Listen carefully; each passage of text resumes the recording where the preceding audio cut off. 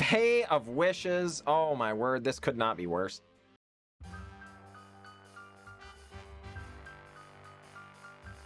Greetings, everyone. I'm glad to be here, and I'm glad that you are here. Today's jank is in Historic, and we're doing some kind of sweet draining tech. I've nicknamed this deck Revolting Pile, because of course we're trying to have things leave the battlefield to trigger revolt, specifically for Hidden Stockpile. I love this card. But we are a sacrifice deck at our core here. So notably, Cruel Celebrants, Blood Artists, and Bastion of Remembrance all do basically the same thing. Whenever a creature you control dies, each opponent loses a life, we gain a life, and this comes with a 1/1. This one is a 1/2, and whenever a creature or planeswalker, which we don't have any, you control dies, each opponent loses a life and we gain a life. Then this one is whenever another creature dies. So this also triggers on the opponent's stuff. The spirit is the same, just with a little upside on the draining effect and a little downside on the fact that it's a smaller creature. Of course, we don't care about its power and toughness very much. We aren't attacking with either Cruel Celebrant or Blood Artist basically ever. So Blood Artist, on the whole, the better card.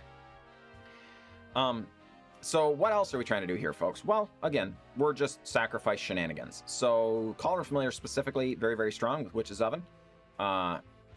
Whenever it enters, it drains our opponent, and then we can sacrifice a food to return it from the graveyard to the battlefield. When you sacrifice a creature with Witch's Oven, though, you get a food. So, this combo, you just tap Witch's Oven, and you can bring Cauldron Familiar back. So you can kind of chump block and do all kinds of stuff like that, but drain your opponent out slowly with that. On that note, Revolt requires that a permanent leave the battlefield this turn, and we get a 1/1. So if we have Cauldron Familiar Witch's Oven, we just, normally you do that on their end step, we can sacrifice the Cauldron Familiar on our turn now and trigger the Revolt for free. Alternatively, we can pay 1, sacrifice a creature, scry 1, and we just generate 1/1s this way, which is kind of the spirit of what's going on here in the deck. Also, Woe Strider, I'm sure you're familiar with this card, 3/2 for 3, just sacrifice another creature, scry 1. This one you have to pay 1, sacrifice a creature, scry 1. This one, you just sacrifice a creature to scry 1, and it comes with a 0/1 goat. So it gives us things to sacrifice. Legion's Landing similarly comes with a vampire and can flip if we find ourselves in a situation where we can attack with 3 creatures. That said, the rest of this, there's some removal. The Bloodchief's Thirst, a couple of Hagra Maulings, and Dawn of Hope. We are gaining life very, very regularly in very small increments, so this can be a ton of card advantage if we have mana to drop into it. We are a relatively low land count deck with just 22, and then 2 Hagra Mauling to pad the land count a little bit, so 24. But it's not outside the realm of possibilities to flood out a little bit, considering we only have a few 4-drops, you know, it is what it is that way, right? So Dawn of Hope as a 1-of, it's possible maybe this is supposed to be a 2-of or something, because I think it is relatively powerful. Feeds our engine as far as giving us creatures to sacrifice, but also draws us cards, and that's, you know, who doesn't like to draw cards? Blood for Bones, 4-mana sorcery. As an additional cost to cast this spell, sacrifice a creature. Return a creature card from your graveyard to the battlefield, then return another creature card from your graveyard to your hand. So I'm not sure if this is better or not than Call of the Death Dweller in this deck. Normally I would say Call of the Death Dweller is a better card, but Call of the Death Dweller lets you get 3 converted mana cost, right? So that could be 1 Woe Strider or 1 Cauldron Familiar or something. The problem is normally Cauldron Familiars come back really, really easily. We just find a Witch's Oven and sacrifice any old creature, and then we can start returning the Cauldron Familiar. So returning the Cauldron Familiar in this deck, not that great. A lot of the time, the reason Call of Death Dweller would be better would be things like Archpriest of Ifnir and things like that have other synergies and are small creatures. We're just not running those, right? And the fact that the creatures we really, really want to get back typically are Cruel Celebrants and Blood Artists, you can get one or the other. So I don't know. We're trying out Blood for Bones. I might be disappointed. We'll find out. But notably, it does allow us to sacrifice a creature and then immediately return one. So let's say we have just one creature in the bin. We can sacrifice a Cruel Celebrant, get our sacrifice triggers, return the Cruel Celebrant right back to the battlefield, and then the other creature to our hand, which, heavens, maybe it's, you know, we're getting back another Cruel Celebrant or Blood Arch or something. I'm not sure. It's sketchy. But I'd like to try it out. So we're going to find out if we enjoy it. Definitely come with me and play some games, and we'll find out together, shall we? Battling it out against Sloop. We are up against a ship, apparently. And yeah, I mean, we're going to keep this.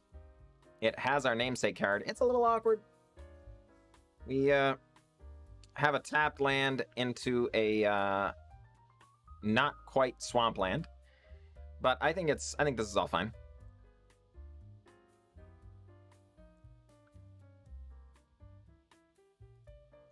Because yep. Witch's Oven. And to Cauldron Familiar, and we can start doing our thing as soon as this turn, darn it. Feels good, man. Feels good. We do really, really want a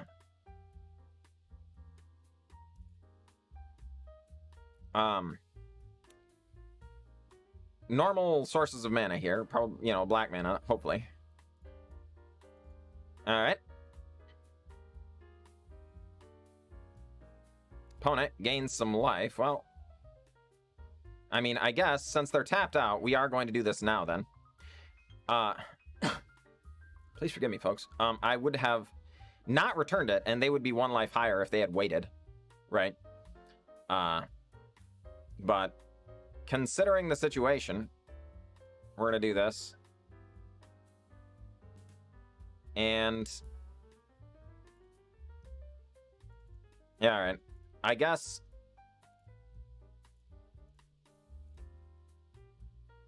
we're going to Bastion of Remembrance, get down a 1/1 and pass.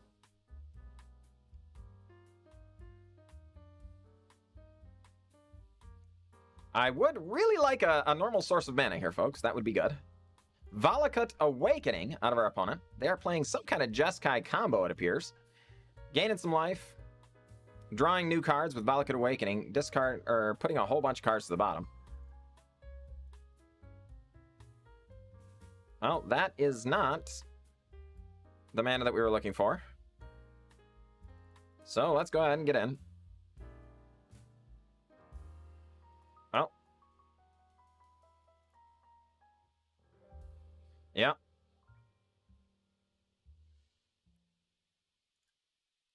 Creature has, of course, left the battlefield this turn, so we get to trigger our revolt.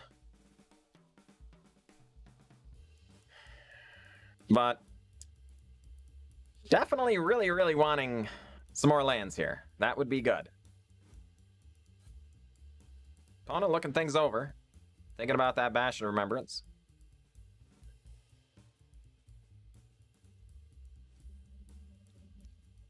Fae of Wishes. Oh my word, this could not be worse.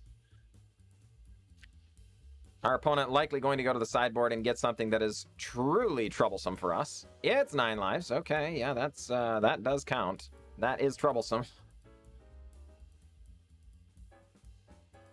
Though, well, actually, no, this prevents damage. Okay. Actually, it's not nearly as bad as I was thinking it was.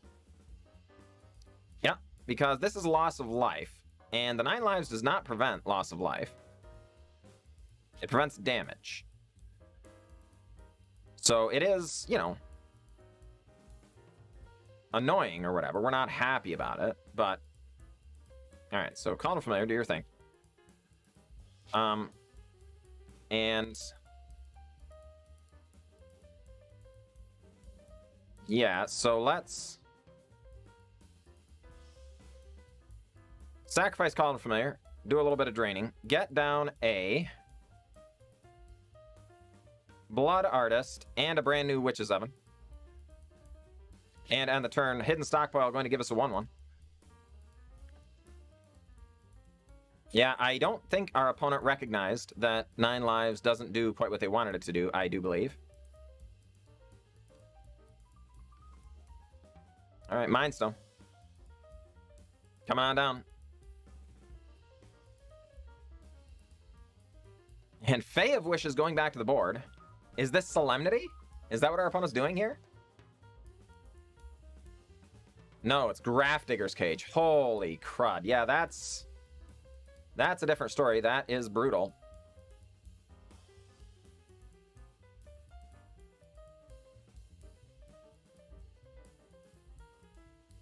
All right.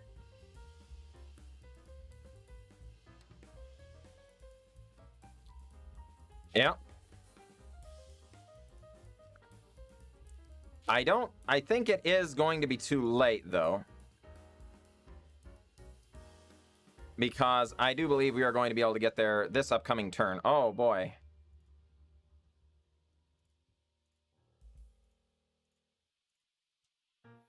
Yeah. So, let's... Legion's Landing. Yeah, and sacrifice Legion's Landing.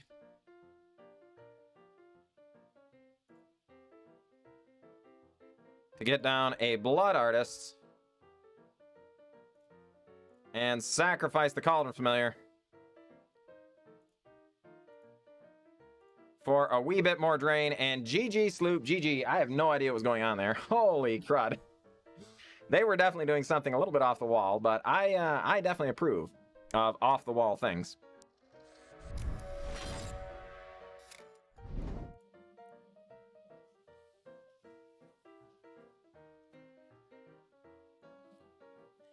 Alright, folks. This hand is a little awkward since we have all tapped lands. It's one of the reasons these Fabled Passages, sometimes they do come back to get you. They're often viewed as a free include, but darn it, they are not. They are not. They're a good card, for the record. I'm not insinuating they're bad, but darn it, they are not free. There is a cost. So this is Jay, is our opponent. Thinking things over. Thinking about that mulligan decision. That is not a bad thing. You, this of all times to judge your opponent for maybe not playing quickly enough or something like that. The mulligan decision, typically the most important decision of the game. It really is. So, wow, that's actually a really good draw. We desperately wanted that. But your opponent, ooh, taking time on the mulligan decision is, that's not bad. Because, darn it, they, if you don't take your time on that, you can die, out of nowhere. Alright, so the opponent gets down Electrostatic Field. This will deal 1 damage to our face every time they cast an instant or sorcery. So we're expecting our opponent's deck to just be chock full of damage-based removal.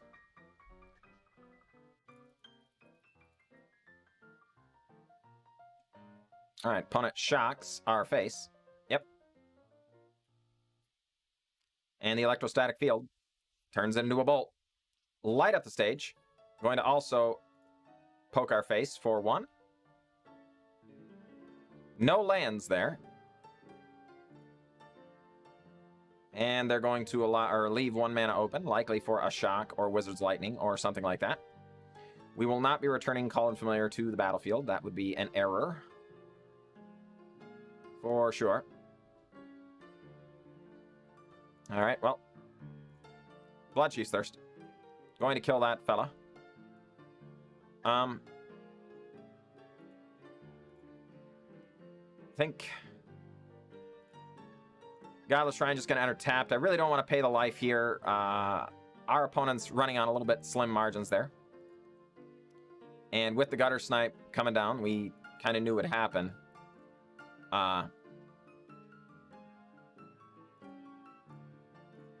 There is no reason to give them additional advantage.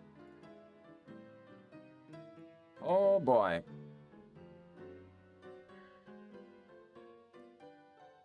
Alright, Cruel Celebrant. Cruel Celebrant.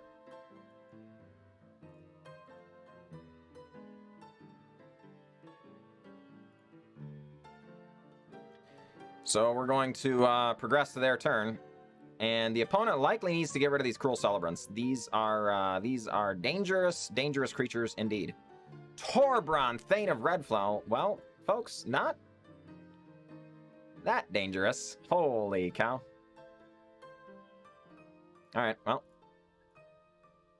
Witch's Oven. Do some draining.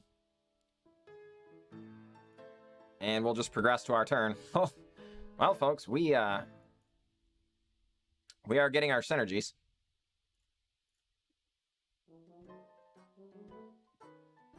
Next. No attacks. Opponent has 3 cards in hand now. Torbran and Gutter Snipe down. That's a lot of potential damage, folks, but we have a lot of potential life gain.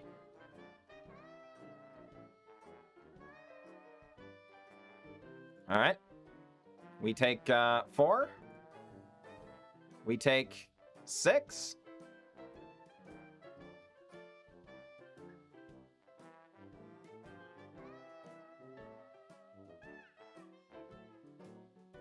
All right.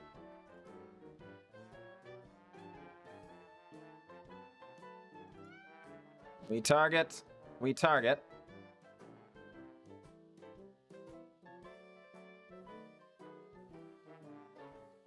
Down to 7.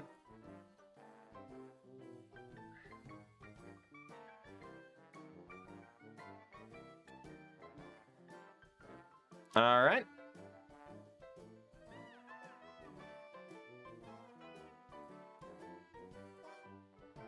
We block and block.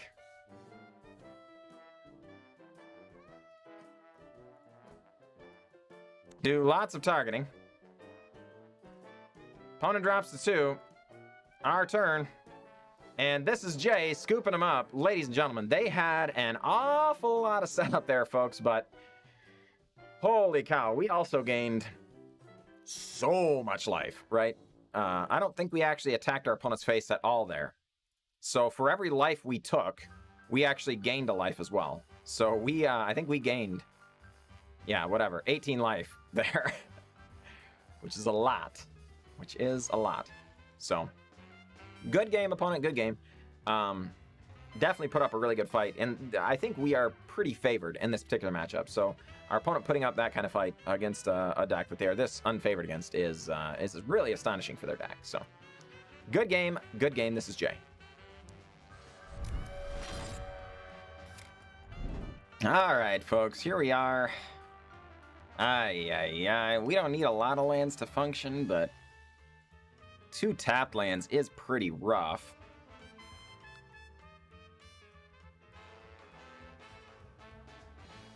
Yeah, what the heck. I guess we can keep it. Just 1 more land will get us there. We're on the draw. Wow. Really would have liked it to be not a tapped land. Alright, so opponent leads on Zaggoth's Triumph and Fabled Passage.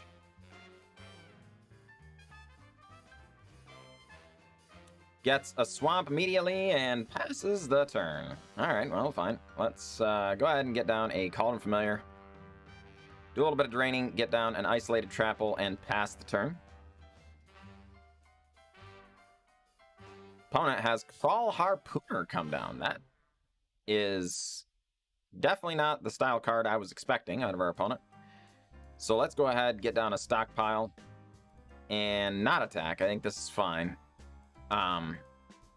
There's a strong possibility we cast another Stockpile and scry with Cauldron Familiar next turn. Because that will actually gain us a creature in that instance. But we'll find out. We will find out. Difficult to say. Foulmire Knight.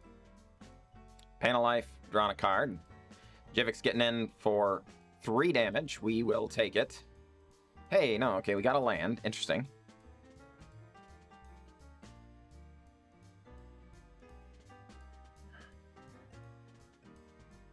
Let's see. All right, well, let's...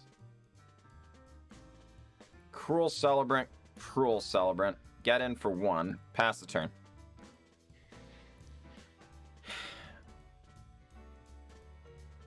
Opponent looking at our Cruel Celebrants, thinking about it. Decides to get in anyway. I think we're gonna just take the damage. It's strongly possible our opponent has a removal spell. So if we chump with 1, they just immediately kill a Cruel Celebrant. We lose both for very little value, right?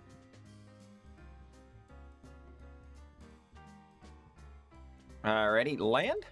A land would be nice here, untapped land specifically, but then we get both Woe Strider and Hidden Stockpile down. Alright. Well, let's get down a Woe Strider and cancel that. Go ahead to combat, attack with Cauldron Familiar. Alright. Then we are going to, well, yeah. This is fine. Opponent going to get drained a little bit. We're going to scry a swamp away and just hang on here. I think we'll just keep taking it if the Call Harpooner attacks. I don't see a reason to allow that, or to protest that too much.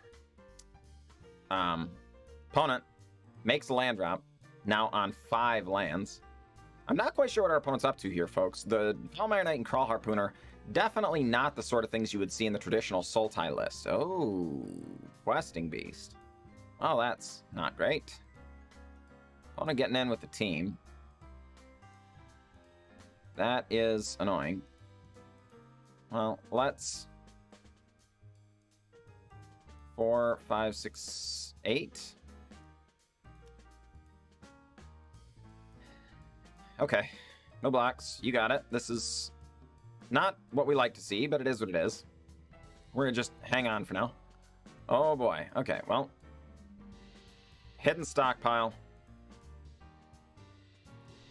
Blood Artist.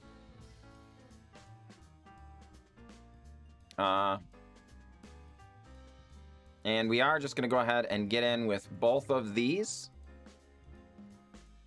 Opponent gets a free block, but basically... Oh, wow, they don't choose to block. They are expecting chicanery, but in this case, we were expecting to lose 1 anyway.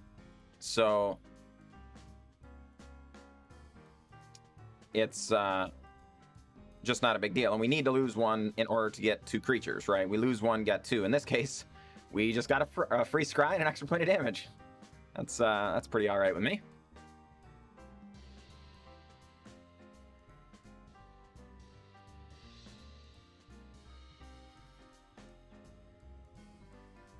I do believe we have lethal here.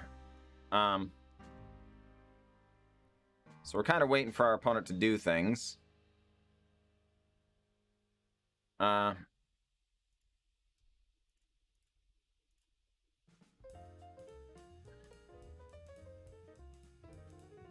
Yep. All right, we dropped to 8. A whole bunch of things die. Yep. Whole bunch of damage is dealt. Well.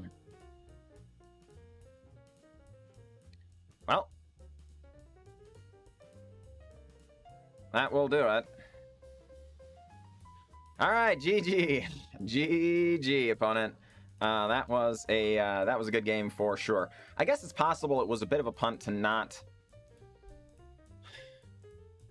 I was sitting here thinking, we don't want to do all this and then have them respond with life gain, but I think they were actually tapped out last turn, weren't they? So I guess us passing the turn was an error in retrospect. If they weren't tapped out, then I think it was okay, but to be flatly honest, I'm not entirely sure. So, that could have been a mistake. Glad we weren't punished, if that was the case. Admittedly, I think it would have been difficult for them to punish us. Given our current board presence, we had a bunch of different ways we could sacrifice things. So we just, I wanted to wait and respond, sort of thing, And then if they pass all the way around to next turn with their mana still up, we get to like sacrifice some things, blood for bones them back and stuff. Like we have a ton more damage if we just wait to untap. So I don't know. It is possible though that I was being a little too clever for my own britches. So let me know if I should have gone about that different. But either way, good game, opponent. We got there. Good game. Honestly, I had a great time with the deck. I think it did really well. I believe we went even in games. I'm not sure. Yeah, I'm not sure. Either way, I had a great time playing it. For what it's worth, I talked some about the Blood for Bones in the pre-game deck tech portion, and at least in the games I played, it didn't really do anything. It was more expensive, so maybe we are just better off with some other card. I'm still not convinced Call the Death Dweller is the card. It's possible maybe we're just supposed to go for the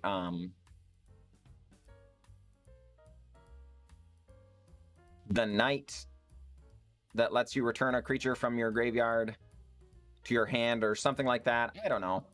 Having another graveyard recursion spell does seem like it could be worth it. It's also possible, folks, maybe we just want more interaction. Maybe we've got enough ways of sacrificing with the 4 Hidden Stockpile and the 4 Woe Strider, and then the 4 Witch's Oven. I mean, holy crud, how much more do you need? And maybe these are just better as, you know, maybe a couple more Legions Landing and a Dawn of Hope, or maybe some interaction. Yeah, we currently, our interaction suite is a pair of Bloodchief Thirst and a couple of Hagra Mauling. Maybe we could go up to 4 Hagra Mauling, and another Bloodchief Thirst or something like that. I don't know. Let me know down in the comments below how you feel like this might be tweaked. I am going to play this tonight on stream, so darn it, I don't want to have to be tortured all night by having a losing record or something. If there's just a tweak or two here that we could make better. 5 nights a week I stream on Twitch. Sunday, Monday, Tuesday, Wednesday, and Thursday. So darn it, come on out. I stream 4 hours a night. That's like 20 hours of Magic a week. And you can catch it as much as you want. Central Time, 6 to 10. So that said, I also really appreciate you folks tuning in and watching the whole video here. If you've been here this long, holy crud, I can't thank you enough. I will talk to you all next time.